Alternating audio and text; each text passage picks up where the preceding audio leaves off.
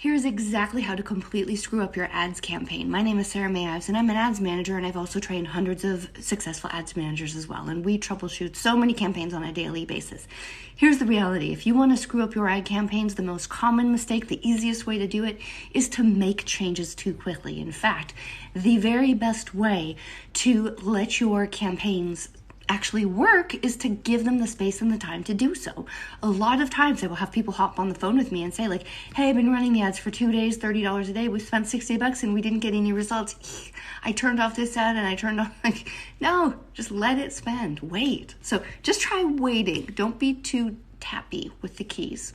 In fact, the common rule of thumb is to let each ad spend 2 to 3 times what you would hope to see for a conversion. So if you're running a campaign and you're hoping to get $50 call bookings, let your ads, each ad spend around 2 to 3 times that. So minimum, let the ad run to spending $100 to $120. And if it hasn't gotten a result, then turn it off. And this is the step-by-step process that you can do to allow your campaigns to spend more money, to spend more evenly, and then to only make informed decisions, okay? So hope that helps.